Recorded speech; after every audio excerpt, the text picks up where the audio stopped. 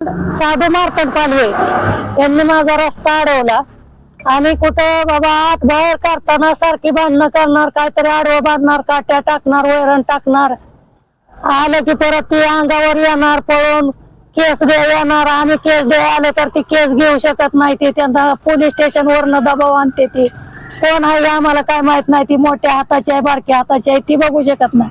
आम्हाला देव पूजा सुद्धा घरी जाऊ दिलं नाही तिनं 5 वर्ष झालं. काय तू येते कशी, तू राहती कशी, तू काय करती. मी 20-25 फुटाचा रस्ता मागवून घेतलेला आहे. तेव्हा त्याला तिचं पोरग टेप धराव येतो, तेव्हा त्याला मी म्हणलं बाया तुला बी अजून काय हात पाहिजे असेल तर तू घेऊ शकतो. म्हणला मला काय नको काकी, तुमच्या मार्गाने तुम्ही आपलं चालू द्या. आणि परत आम्ही डोक्याकडे गेलो, सालगुड्याकडे गेलो, परत पुढाऱ्याकडे गेलो, पोलीस स्टेशनला आलो, ग्रामपंचायतीला गेलो, अर्ज दिलं, ग्रामसेवकला अर्ज दिलं.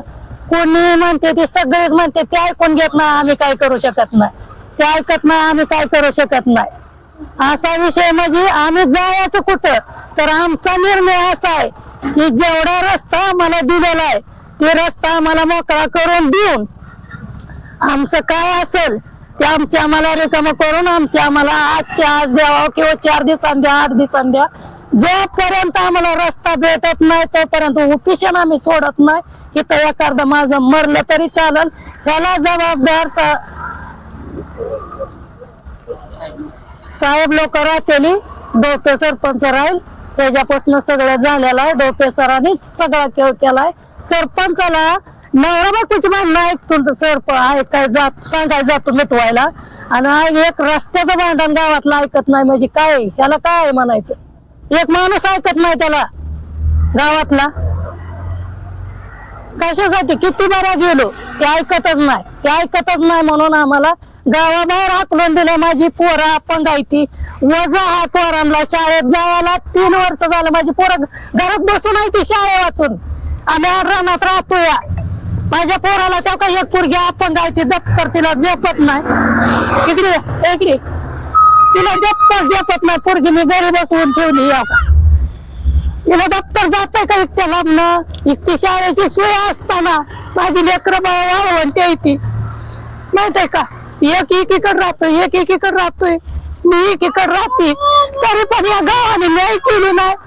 पोलीस स्टेशनला आम्हालाच भांडण करून त्यांनी आमच्यावरच केस दिली आणि आम्हाला ही रिकामे राहिले, तिने आम्हाला हिंडायला लावलंय. काय कारण आहे याला. 4-5 वर्ष झालं आणि असं रस्ते असल्यावानी. आता बोलते तर माझा अंतर तर कापतं किंवा मला हृदय खर्च 1000 आहे. कोणाला म्हणलं घर गेला तरी चालेल, फक्त तुम्ही बांधू नका. मी मेल्यावरच्या घराला काय करायचंय, घराला काय करायचंय, तुम्ही घर सोडा पोरानो. मी रात्रात अशी बसून 4 दिवसात घर सोडून 1.5 महिना मी तिथं होती. एक सुद्धा निर्णय करायला नाही भांडण झाल्यापासून, एक सुद्धा. मी म्हणलं मी घेतोय काय तुमच्या घराला करायचंय, आपलं सरळ कुठं मी बाहेर कोणी घ्या आणि राहावा. म्हणून आम्ही घर सोडलं. तिच्या बरोबर आम्हाला रोज भांडाय, त्यांच्या बरोबर ताकद नाही.